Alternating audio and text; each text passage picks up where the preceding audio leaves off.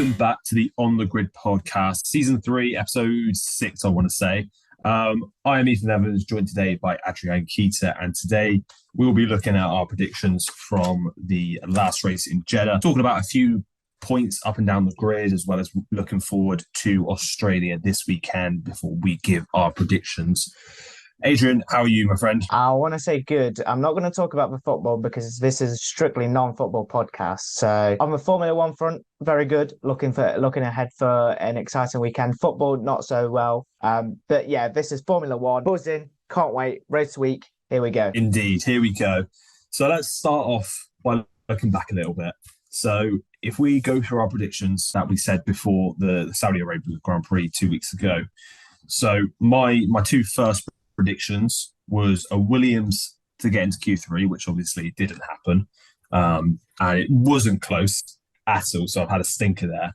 And then I did correctly say Sergio Perez would beat Max Verstappen, which I kind of want, I know after Saturday it looked like it was going to happen, but I kind of want to the plaudits for that one. Yeah, I agree with you. I'll give you that.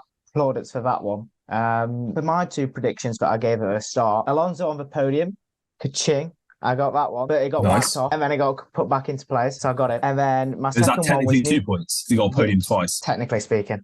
If you want to class it that way, we'll class it that way. And then my second prediction was Nico Hülkenberg to make Q3. Unfortunately, he qualified 11th, so not close, but no cigar. He started 10th, which technically could put him in Q3, but he got knocked out in Q2. So he didn't get into Q3. Yeah, close, but no cigar on that front. Definitely. So why don't you give me your 1 to 5 for qualifying? Well, this is where it kind of goes to pot. So for qualifying, I predicted Verstappen to get pole position, and we know where he started. Perez to qualify second, so I wasn't far off. He started on pole, so I wasn't far off. I don't know. Well, I said Sainz to qualify third, which qualified fifth. So then again, not far away. Alonso fourth, he qualified third, not far away. And Hamilton in P5, he qualified eighth, so a little bit too far away. So not too bad. Not too bad. Not too bad. Yeah, my top 5, I had Verstappen go on pole again, and obviously, as we know, he didn't.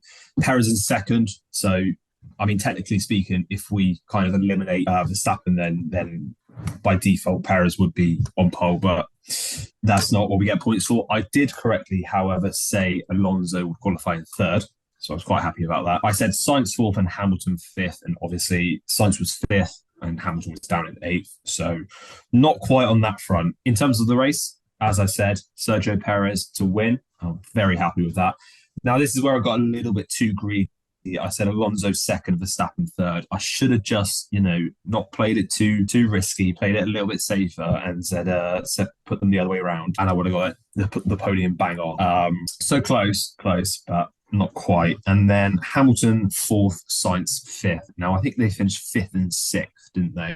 Russell's fourth, Hamilton fifth, and Sainz sixth. So again, they're not too far away, but not great. How about your top 5 for the race? Well, my top 5 for the race consisted of Verstappen getting the win. He finished second, so not far away. I don't know what my silly mind thought Sainz was going to finish second. I don't know why I thought that, but he finished sixth. I got Alonso third, bang on.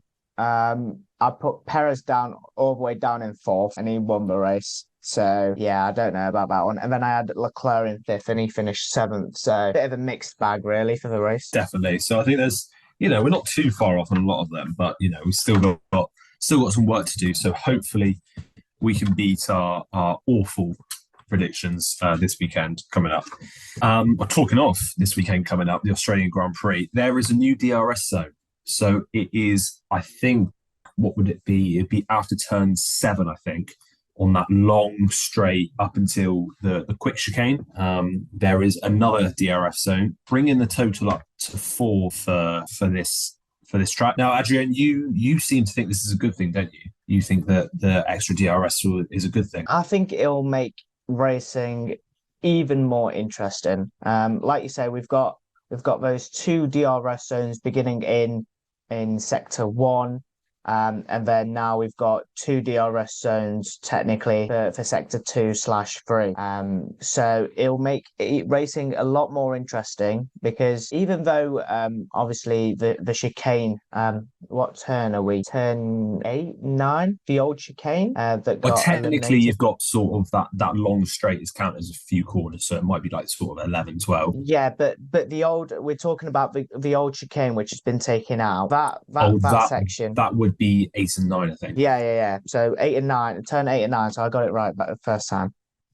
So that chicane has been taken out, and it's now kind of a long curved straight, which has made racing, I wouldn't say it has made racing more interesting, definitely, with the straight line speeds of these cars. But that kind of small chicane kind of allowed the cars to kind of like slow down before they obviously had the run up to the chicane, ahead of the third DRS zone, which was back then, and now the fourth DRS zone. I think it will make interesting a lot more exciting. Obviously, we'll have a lot more probably wheel to wheel action ahead of that chicane.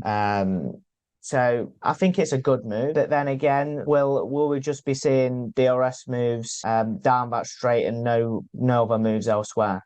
That's the only thinking. Whether we'll see moves just be done there lap after lap after lap, which won't make for any exciting racing. But then you've got to think of where else could you overtake? You've got DRS assistance for pretty much 50% of a lap now.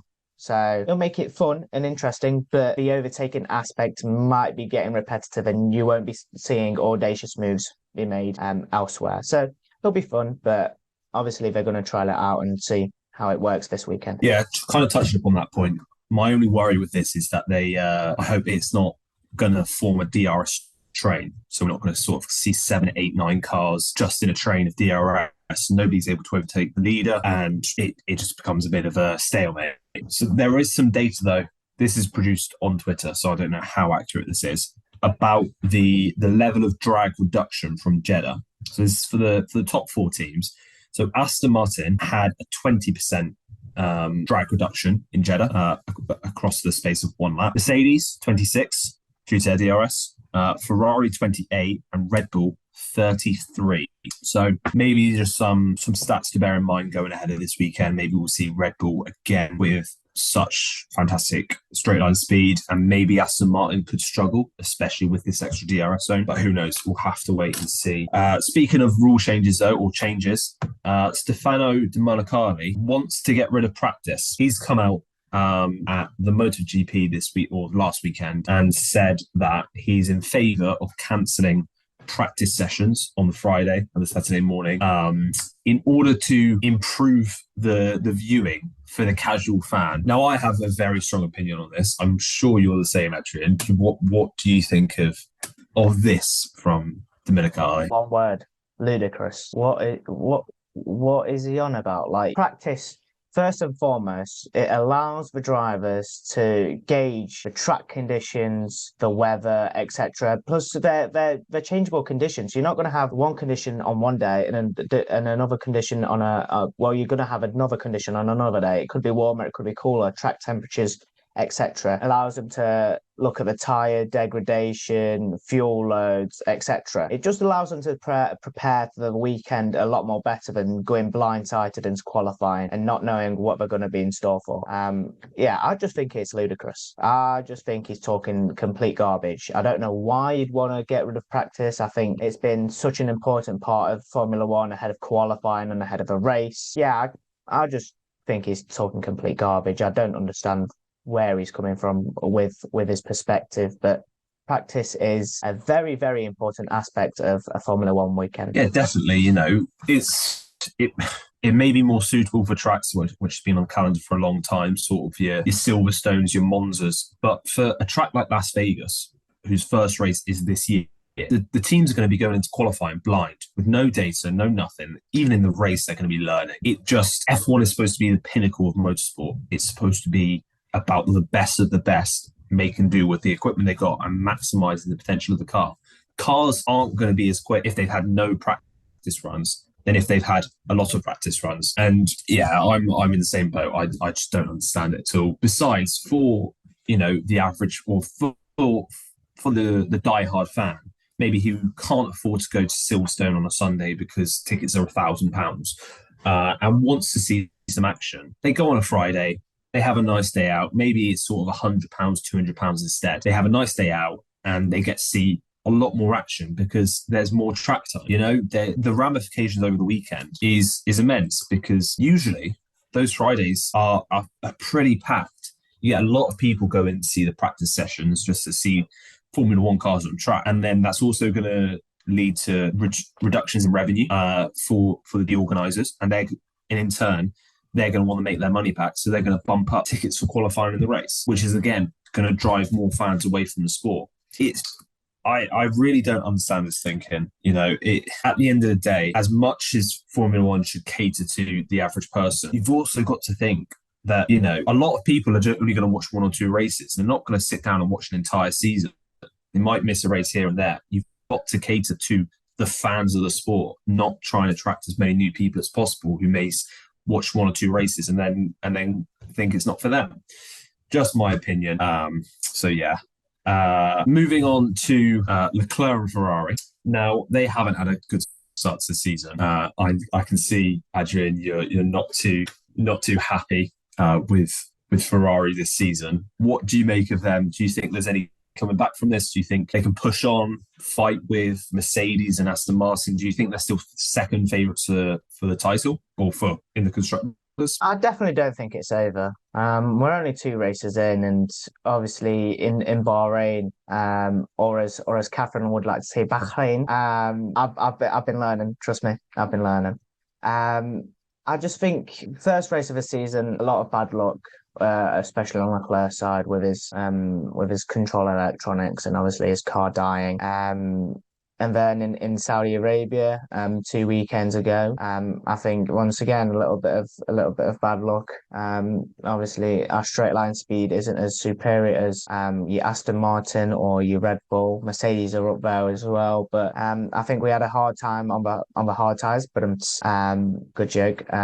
But yeah, I just think we had a hard time in Saudi Arabia and in Bahrain. I think we've not had the best of luck, and I think if Lady Luck is on our side, the last 3 Grand Prix winners in Australia were Ferrari drivers. So Vettel 2017 and 18, Bottas won it in 2019, and Leclerc won it in 21. So 3 of the last 4 have won. Have been Ferrari drivers. So if luck is on our side and we get the race victory, will the last 2 races be irrelevant?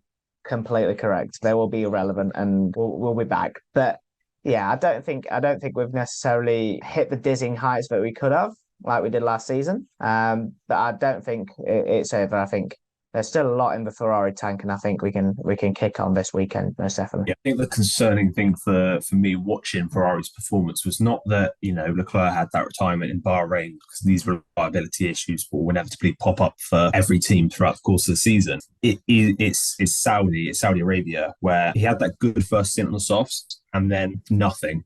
As soon as that safety car came out, everybody came and put in hards. There was nothing. There was no pace in either Ferrari. Sainz and Leclerc couldn't get close to Mercedes, couldn't put them under any pressure. Hamilton by the end was on 30 odd lap old tyres, which went far longer than they should have. And the fact that Sainz or Leclerc couldn't put them under pressure, that's the worrying thing for me as a neutral watching Ferrari's performance. But talking of one of the major talking points at Saudi Arabia, we still have no word on this supposed rule clarification. I think this is what the FIA are calling it. They're not saying it's a rule change. I think they're calling it a rule clarification about the 5-second penalties. Now, I want to get your opinion on this, Adrian, because for me, the answer is pretty simple. If you're serving a penalty, you can't touch the car. You don't touch the car, and then it's pretty black and white whether it's a penalty or not.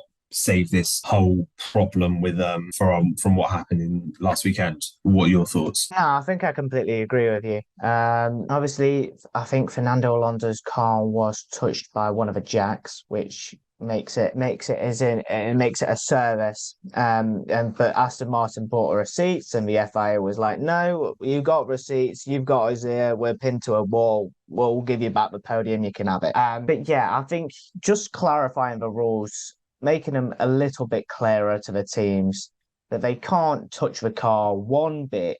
Not the jacks, not the mechanics, not the gunmen, nothing touches the car. Otherwise, we'll just be seeing penalty after penalty, like we saw with Ocon, like we saw with Alonso. And drivers and teams will be just getting penalties left, right, and centre. So I think as soon as they clarify the rules, as soon as they're set in stone, as soon as the teams know what they've got to do and how to avoid a potential penalty, not like Aston Martin and Alpine did the last 2 weekends. I think it'll be better for the sport, because these 2 weekends, especially with the penalties, have just been crazy, especially for Alpine and Aston Martin. Well, Aston Martin to a lesser extent than Alpine, because they got away with it. But yeah, a little bit more clarity on the rules, please, FIA. It's your job. Just get your job done, please. Yeah, that's the thing. Like, if you have this vague guidance where you can have the jack under the car but you can't be working on it, there's always going to be a question, or is it interfering? Is it, working on the car? What classifies as working on the car? What doesn't? If you have a black and white definition, you touch the car, that's not serving the penalty correctly for the 5 seconds or 10 seconds or however long it is. It just clarifies it all, and then there can be no arguments and no complaints from any of the teams up and down the grid. But yeah, we'll have to wait and see on that one. But before we finish up this podcast, let's go over our Australia predictions. Adrian, what are your 2 predictions to kick things off? Well, I've gone very bold. I've done a U from last episode. I've gone very, very bold. So my first prediction is Ferrari to get a podium. Their first podium of the season. I feel that in Melbourne, Ferrari are going to get a podium. And my second prediction, right, check this out. Verstappen to not get the race win. I feel that Verstappen will not win, and I don't think he'll even finish second. That's just a flavour of what's to come. Interesting. So you're suggesting that the first race curse is definitely going to kick into full swing here? Oh, definitely. Okay. Definitely. Okay. Well, we'll have to wait and see what your podium is then. But my 2 predictions are similar. So I've gone for a Mercedes podium. So it looks like we're both got our team's hats on, and we're not letting bias affect our judgment at all. Definitely not. And my second prediction is Oscar Piastri to beat Norris and get points in his home Grand Prix. I've been quite impressed with Piastri, especially in Jeddah. He put it into Q3. I think he started 8th in the end. I think it was quicker than Norris all weekend. And then, obviously he had that contact on lap 1. But I think he can, if he shows similar form, then he could get McLaren's first points of the season. So can I just give you a fun fact? McLaren actually topped something this season. And do you know what that is? They've signed their 47th sponsor, which is the most out of all the teams on the grid. There you go. You're welcome. Fun fact. Sponsor FC is what McLaren's nickname is. And they look like they do like their marketing over McLaren, don't they? Anyway, qualifying. So I'm going to go from 5 to 1 this time. Build up some suspense. Mm. So in 5th, I've gone Fernando Alonso. Oh, okay. Yeah, I've gone a little bit lower for Fernando. 4th, George Russell. 3rd, Charles Leclerc. 2nd, Sergio Perez. And then the most anticlimactic first place ever, it is Verstappen. Do you want to give me your 5 to 1 for qualifying? 5 to 1. I'll rattle through them relatively quickly. 5, George Russell. 4, Fernando Alonso. 3, Sergio Perez. 2, Charles Leclerc. 1, Max Verstappen. Interesting. Definitely aboard that Leclerc hype train. I think some luck has got to go his way, and I think Melbourne will be the turning point. Well, he did get that win last year, so never say never. And then what about your 5 to 1 for the race? So for the race, number 5, finishing in 5th, I've got Carlos Sainz. I see George Russell falling out of the top 5. I think He'll finish sixth, just behind Sainz. In fourth, I've gone with Fernando Alonso. I think he'll keep his position in fourth. Third, this is where my second prediction comes into play. So third, I've got Max Verstappen. In second, I've got Sergio Perez, and in first, I've got Charles Leclerc. Okay, well, we'll have to wait and see how that pans out. The thing is, okay, the people that are going to listen to this or even watch it are going to think I'm a complete lunatic after these last two races, thinking that Charles Leclerc is going to win a race. But I'm going purely on the basis of my statistic at the start of the episode. 3 out of the last 4 drivers to win the Australian Grand Prix have been Ferrari drivers. Charles Leclerc to make it 4 out of 5. Let's go. Max Verstappen to make it 3 out of 5. I think is a more realistic thing to happen. So my top 5, Fernando Alonso 5th. I've also got him to stick that position. I've got Charles Leclerc dropping down to 4th. Very different to the way you went. Lewis Hamilton to finish 3rd, to storm through the field in that Mercedes, recapture all of that glory. And you know what? I'm going to change that to 1st. I'm only joking, though. I do not even think that anybody will get near the Red Bulls this weekend. I've gone for Perez in 2nd and Verstappen in 1st. I wanted to go Perez to win again. I wanted him to complete the street circuit set, but I've got to be realistic here. I went brave last week; it paid off. Now it's time to settle in, get a few points, and So that's our 1 to 5 qualifying in the race. But just to make you feel a little bit better about putting Leclerc first, Sergio Perez now has more wins than Leclerc. So I'll leave you to sit on that one. He's in a Red Bull. That's all I'm saying. So anyway, that is the end of this predictions episode of the On The Grid podcast. Thank you, everybody, for listening. Check out some more episodes on Spotify, YouTube, all of your major streaming platforms. And we will see you for our race review and inevitably how terrible our predictions pan out to be. Thank you for listening. Goodbye.